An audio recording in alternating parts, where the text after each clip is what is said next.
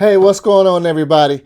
I've seen people ask all the time, like, how come they don't have financial education in schools?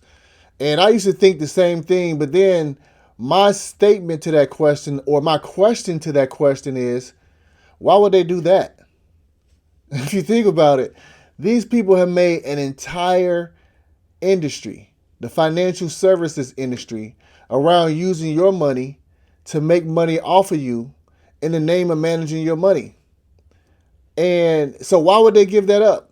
It just doesn't make any sense. So why would they educate and teach you how to, let's say, how to invest and cut them out of the equation?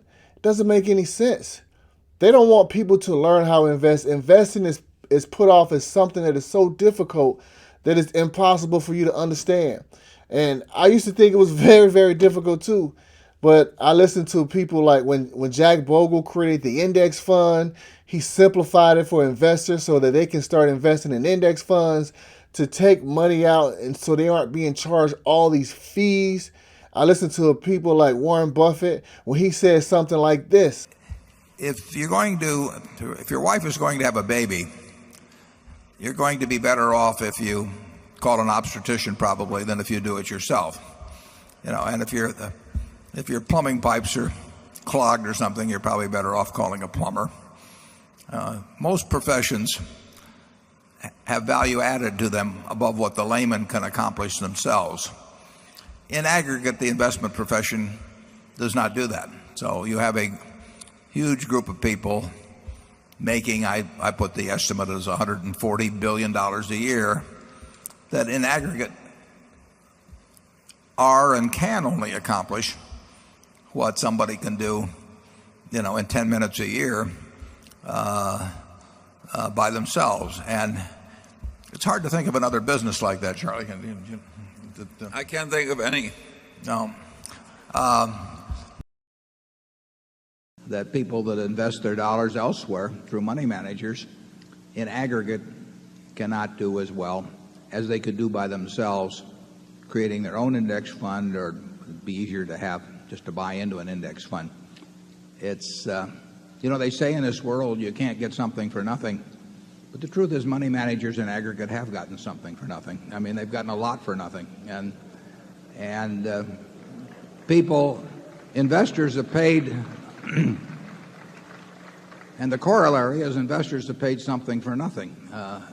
And that doesn't mean that people are evil. It doesn't mean that they're charlatans or anything. It's the nature. If you've got a $6 or $7 trillion or whatever it may be equity market, and you have a very significant percentage of it managed by professionals, and they charge you significant fees to invest with them, and they have costs when they change around, they cannot do as well as unmanaged money in aggregate. And it's the only field in the world that I can think of. Charlie will think of some others, but where the amateur, as long as he recognizes he's an amateur, will do better than the professional does for the people whose money he's handling. And So investing can be simplified by just investing in an index fund. Vanguard has one, has very low expense ratios. You can invest in them all the time. Ticker symbol like VOO is one. QQQ is one that covers the technology aspect of it. Now, personally, I don't invest. I don't own any index funds. I only invest in businesses. And if you are watching my channel, I go over businesses. I only buy businesses. The same with the children, the way I invest for my daughters. I only buy businesses. My sisters, we only buy ownership in businesses.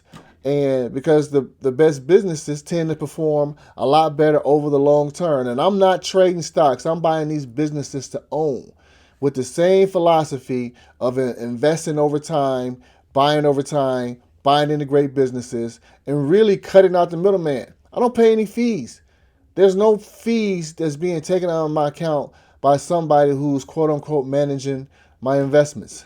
So they're not, even if they started teaching financial education, I would be skeptical of the way it's designed, just because I know the ultimate goal is always to get money from you.